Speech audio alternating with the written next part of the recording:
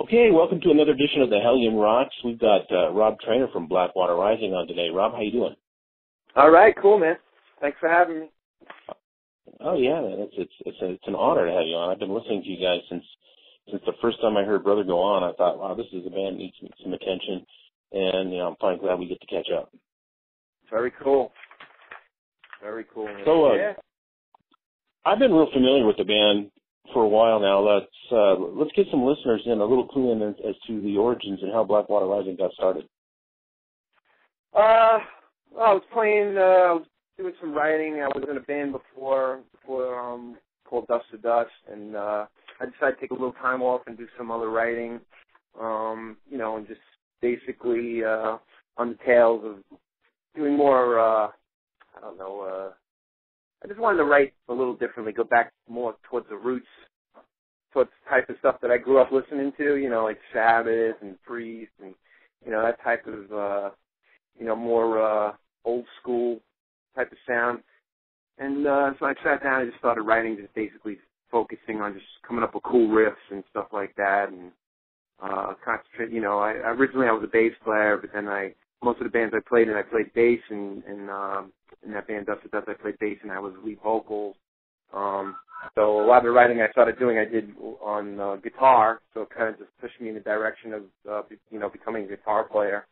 And I just focused really on just writing a lot of cool riffs, and that's basically how Blackwater Rising came to be. I mean, the sound of Blackwater Rising, just very riffy, just lots and lots of riffs. I just noticed that a lot of these newer acts that were coming out were starting to play, I don't know, it just kind of, I felt like they were just lacking one of the key ingredients that I always loved about a lot of hard rock, and it was always the big riffs, And so that's really where I just started focusing. It seemed like at the time, you had a lot of bands like Nirvana and that whole type of movement happening, and they were focusing more on, I guess, more of a punkish type of approach to the sound, which is cool. I mean, I love a lot of punk, a lot of old punk, but I just always liked, riffs.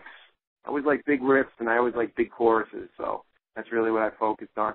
And some people had heard the stuff I was working on, friends of mine, and they really dug, and they were like, this is really cool, man. And I was like, well, there's nothing really special. I wasn't trying to break any new ground or write music that I thought would be like, wow, this is different sounding. But ironically, it ended up becoming something that seemed like, the more people that heard it, ironically, it became something that was a little different sounding because nobody was really doing stuff like that anymore. So it was cool. And after just demoing a bunch of songs, I wanted to, I had recorded all the material with drum programming, but it just kind of sounded very, stale to me. It just was lacking the human feel. So Mike, who's my drummer, Mike Messelson, he was in this band called Boiler Room, and they had just finished with an album of theirs, and I contacted Mike, and he was a good friend of mine for a long time, and I always loved him as a drummer, and I was just like, dude, I turned him on to the stuff, he loved it, and I was like, I would love if you can play some drums, and we could re-record these songs, and we went to the studio and re-recorded them with drums, and it was sounding really cool. We got, a lot of people started getting excited about the material, and we just got the band together. We had, we ran into, at the time, it was Johnny on Fataruso he had just finished touring, I believe, with Stereo Mud, and he was looking for a new gig, so we reached out to him. And we, a lot of mutual friends connected everybody in the band. And that's basically how the whole thing pretty much came together, and we just released some music out there in MySpace. At the time, MySpace was the big thing. And we started getting a lot of really good reaction from a lot of people, that really just dug the music. And before we knew it, we didn't really release anything. But then Sirius Octane had a 4-song EP that we had released, and the program director added it to Sirius Octane into on regular rotation. And I guess you can see from there the rest was history. The band just pretty much came into being, and, then we ended up putting out an album, and that's it. Now we're here. And now you're here. The Sirius Octane, that's where I actually heard Brother go on, and I forget what I was doing, but the song actually stopped me in my tracks. Oh, yeah, cool. What the hell it is? So, yeah, you're talking about the riffs and the groove, that I was like, okay, I got to find out more about these guys, and so I started telling people about it, and that's what I look for. If a song can pull you out from what you're doing and pull you into the song, there's something done right. And then that's what the music did, for Blackwater Rising. And then I actually found the record, and it's definitely been in my regular rotation of playing. And there's not a bad track on that record. It's just flat out simple. That's what it is. It's good, straight up rock and roll, blues-based rock and roll. Right. That's it. Well, that's whenever anybody asks me about the band, or if somebody says to me, well, what do you guys sound like? Like if you were going to describe the band, I've always said it from day one. I consider us to be just a no-frills riff rock band. That's it. It's like no frills. We're not wearing fucking hockey masks and wearing makeup, or, we're just a straight up, rock band. We're not trying to reinvent the wheel. That's it. We're just doing our thing. So just plug a fucking guitar in and play. That's it. Yeah, it's feel good rock and roll. Like we grew up listening to. That you're not trying to make a statement about anything other than dude, we're here to rock. This is some rock and roll music. This is what drives us, and I think that's what I appreciate about a band like yourselves, is that fact, that I can forget about all the stuff that's going on and crank it up to 11 plus and say, man, check this shit out. This is really good. Yeah, well, that's what we're trying to do, and it seems to be working. So I'm happy about that. Yeah, exactly. I had one of my listeners that actually messaged me that wanted to know the origin of the name Blackwater Rising, where that came from. Well, I was staring at the toilet one day and it started overflowing. Now I'm kidding. No, actually, I'm a big Clutch fan. Everybody. It's funny because whenever people ask me this question about the band, the name of the band, and I always give them the origin of how I came across the name of the band, they always seem disappointed. I always get like a disappointed vibe for people. So I decided that from now on, I'm going to get some really cool story. I'm going to make up a cool story to tell everybody. But yeah, I'm going to tell you the original reason how the name came about. It's very simple. I'm a big Clutch fan, and Clutch has this great album that came out called Blast Tyrant, and I was listening to that album religiously, and they have this song on there called "In the Wake of the Swollen Goat." And there's a line in the song where he says, "And Blackwater Rising and it ain't gonna stop." And I always said to myself, that would make a cool name for a band, Blackwater Rising. So that's how I came up with the name.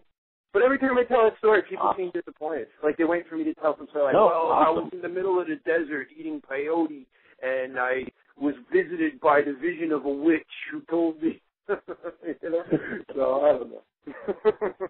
But yeah, that's it. Clutch is one of my favorite bands too, and that's an awesome. I find that very awesome that came from. I remember that. It's just a cool. It just sounded cool, And I researched it, just to see what Blackwater was. And I know that there was a Blackwater mercenary group. Some people think that we're connected with them. Occasionally I get emails from like terrorist organizations or from terrorists threatening us, that they want to kill us and shit. Yeah, I'm dead serious. It's the funniest thing ever. And I'm like writing back to these, like these terrorists, like Osama bin Laden type of guys. And I'm like, listen, we're not a mercenary group. This is a rock band. Please don't blow me up. So I usually go through that a lot. But I'm dead serious. That's the funny part about that. I'm dead serious. I mean, people may have seen. There's been postings on my Facebook page. Like, fuck you, I cure you do it. And I'm like, listen, man, we're not Blackwater, the mercenary group, which the name, they changed the name anyway. It's not even Blackwater anymore anyway. But I did research into the name, just Blackwater, and after I had learned about the definition of it, it's actually, down south sometimes what happens is if there's a slight, like an earthquake or something that takes place, and it moves the sediment that's on the bottom of the lakes or swamps, and what happens is the water turns black from all the sediment, and that's where the real name for Blackwater, the definition of it is. And I just thought it sounded cool that it was number one, a cool sounding name, and number two, what the meaning of it was, and how it can be used to describe basically, what I see going on in this world. Because a lot of my lyrics are, political lyrics, and just what I see and what I see going on around me. I just felt that it worked well with the music and the message that we were putting across. Yeah, it's a good fit, man. It really works with the whole vibe and everything for the band. It works for me, and the definition, that's a cool origin. Yeah. So, plus, the Doobie Brothers have that song, so that's cool. Oh, Blackwater. Yeah, there you go. There it is. So I gotta ask, you guys got brand new music coming out. It's new record's gonna drop real soon. How was the process for writing that record? How did that come about? Was that written as an entire band? I know you said the first one was pretty much all you did together and then brought the people in. So was the second effort group effort, or did you go ahead and write that yourself as well? I wrote it myself. I mean, I do a lot of writing. I have a home recording studio, and I'm always writing. I'm working on stuff as much as I possibly can. I mean, it's been a long time coming for this second album, and a lot of people were like, what the hell happened to you guys? You guys haven't been out in a while, but, it's just a very long process, doing the whole writing thing. And it's not like I wrote, 20 songs. I mean, basically the amount of, I'll write like 12, 13 songs or whatever, and I throw them by the guys, and if they're digging tunes as they're developing, we can work on them further. Then I get the guys to come into the studio and we record them. And as musicians, everybody adds their own flavor to the stuff, and it just makes it, it gives it a vibe as opposed to one guy playing everything all the time. But the process. I mean, it's been difficult because, listen, I'm a regular guy like everybody else. I have a full-time job. It's tough, we all have full-time jobs in the band. We're not rock stars, and we got to pay bills, and we got mortgages and families and whatnot, and so it's been a long process because we're not a signed band either. We weren't signed with any kind of record deal. We have distribution deals and stuff like that, and we are signed in Europe, but, it's not like the old days where you can quit your day job and go do this full-time. So it's been a long process just, basically working the first album as much as we could, trying to get it out there and just, navigating this whole new world that we're in with the Internet and, getting music out to, fans and turning new people onto it, and also just living life, so it's been a long, it's been tough, but now I have a lot of new material. We got an album's worth of material that's coming out now. I'm working on even more music, so, we're moving along here now, so, I mean, that's basically been it, and that's the reason why it's taken such a long time for this new album to come out, but we're very happy with it, and we're psyched to get it out to everybody, man. Cool. And I also think that, with everybody with their little home studios and stuff that people have, they're not taking the time and giving it full thought on what they're putting out. They're just in a rush to get something out and heard. And, I think you lose something in the quality when that happens. And if you take your time and really develop the songs and really get a feel for them and put your heart and soul into them. Oh, yeah. I mean, if you just want it, it's always going to take a little time. I mean, I could literally just pump out tunes here and there and just throw them on the Internet. But it's a lot more. I mean, you want to make sure what you're putting out there is going to be some kind of, it's going to be quality. Otherwise, you just get mushed in with all the other junk that's out there, So you got to make sure there's at least some level of quality to the music, or at least hope that there's some level of quality to the music. Right. So let's go ahead and listen to a new track. What track do you want to throw down? What's that? Let's listen to a track right now. But what track do you want to hear? What, from just a track in general? From your new stuff, man. In general. In general, man. I can put in the track here. We can listen to it, and then we can come back and talk about it. Well, we could throw Show No Mercy. I could send that one out to you. That's the single we're working right now. Cool. We'll listen to it. We'll come back and talk about it. All right, cool.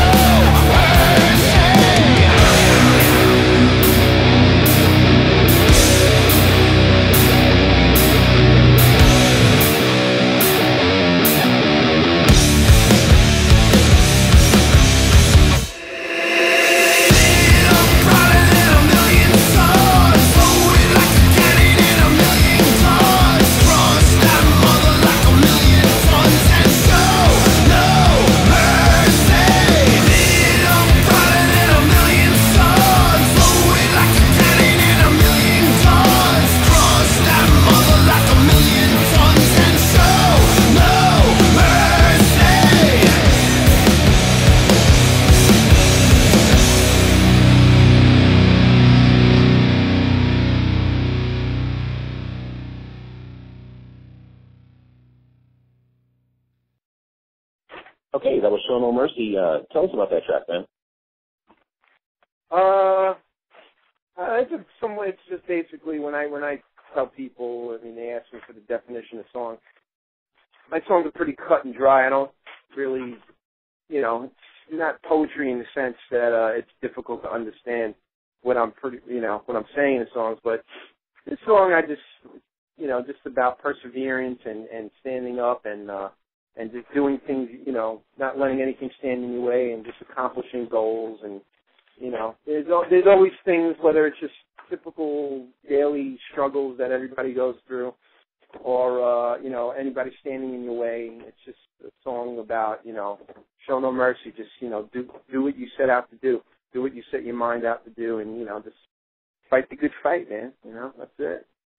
I like my songs to be somewhat positive and to send a message of, to empower people, And I just feel like that the music, Blackwater music does that. Musically, instrumentally, it's empowering, sounding, and I like for the lyrics to have meaning to them, I mean, I could write about panties and parties and stuff like half these other bands you hear and, all over the radio writing about, but that's just not my world, man. That's not, that's not the message I'm trying to put out there, and it's just not the world I come from, It's not what I'm living.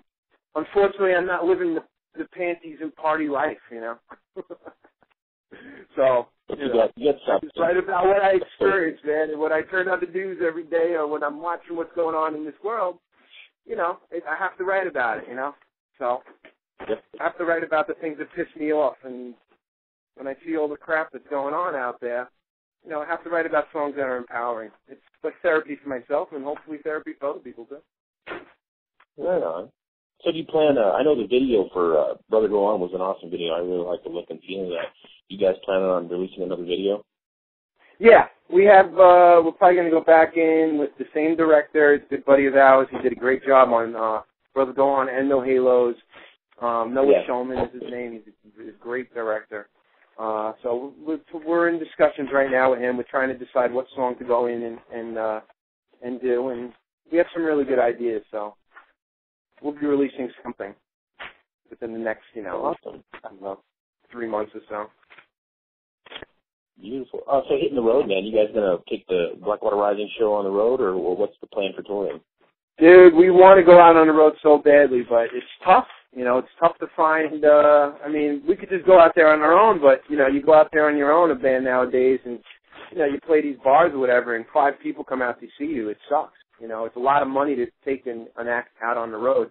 And unless you're opening up for a big national act, it's tough, and everything is about money. Everybody knows that everything is about money, and to pay for gas and to pay to get out there, it's tough when you're a band doing it on your own. We want to get out there, and we're trying to work with, different booking agents and whatnot, but it's tough. We are talking about going to Europe, though, for sure, in the fall, because with the albums being released in Europe. And right now we're just looking for anybody that'll have us to go out with them here in the States. So, all right, guys, you hear that? Blackwater Rising. What's that? Got to pick these guys up. I'm telling everybody, listen up, Blackwater Rising. You guys need to jump on board and get these boys on tour with you. Yeah, but we're definitely going to do something. This year we will be out there, like over the summertime. We're definitely going to be out on the road. And even if it's for a little run, whatever we can do. But I'm just keeping it real, I know there's a lot of, we don't, like I said, we don't have a record label behind us sinking money into this thing. We, this is all in-house, man. We're like a mom-and-pop store, we do it all on our own.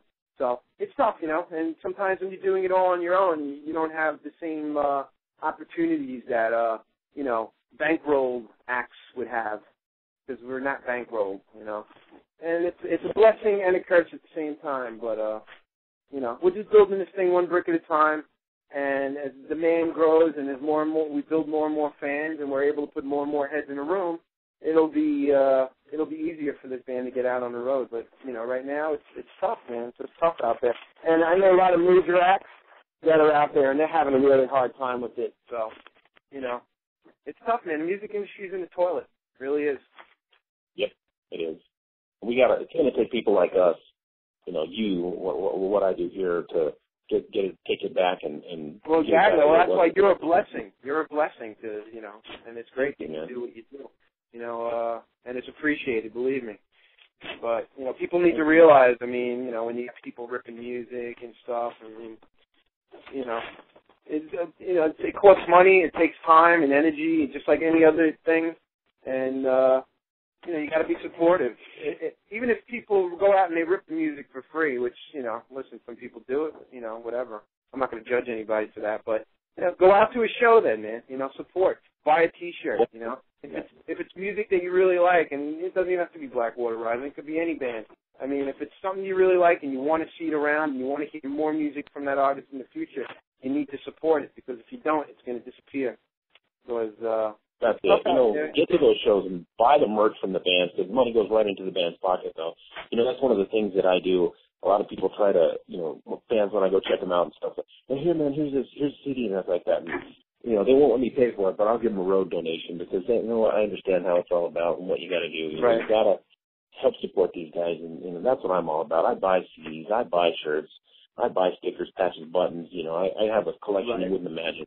Because that's and besides, it's cool. It's like, you know, I know that there's a lot of, you know, I see merch from a lot of bands that I love, and it's like, you know, I want to have that merch, you know, because it's just cool. It's a lot of these, you know, these shirts and stuff. It's cool stuff, man. It's like, why not sport it, you know? So exactly. So, it's tough. New record. When did you drop? What's that? When's the new record drop, man?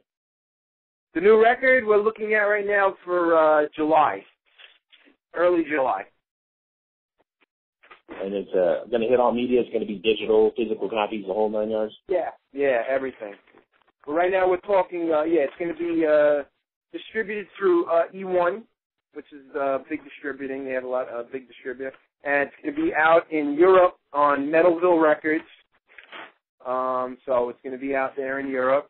And it's going to be available on iTunes, on Amazon, anywhere that, you know, you do digital downloads from. It's going to be all over. And, and we're also going to actually be releasing this album, I was told, on vinyl as well. So, oh, wow. It's cool. Yeah, it's going to be on vinyl, so I'm pretty psyched about that. I think maybe only in Europe. I'm not sure, but there's no such thing as Europe or here or there anymore. If you want something, all you got to do is go online and order it. I mean, you know. That's right. I was going to say, I'm going to snag that up. So you guys got a website, right? Tell us the address of the website. Yeah, it's blackwaterrising.com, and we're always on Facebook. I mean, we like to communicate and keep in touch with fans and stuff like that. So, which is all you got to do is just put a search in for Blackwater Rising, and all the links are there. I mean, we're all over Google, so it's very easy to find. And I know you guys got a store. You got a merch tab on your page, so people can buy shirts, they can buy CDs. Yeah, well, we're working on. We have a lot of merch, but right now we're in a transitional period because we're releasing a new album. So we're going to be releasing a whole bunch of new merch, new shirts, and all that stuff. And yeah, so I'm pretty psyched about that. Very cool. All right, this has been Rob Traynor, Blackwater Rising. Kick-ass band, great straight-up rock and roll music. If you enjoy your music, you know, groove-laden, like you said, good riffs, good harmonies, you know, the songs are great. Check out Blackwater Rising. Thanks for calling, man. Awesome. Thank you, Rob. Appreciate it, man. Thanks for having me. Cool. All right, man. Take care.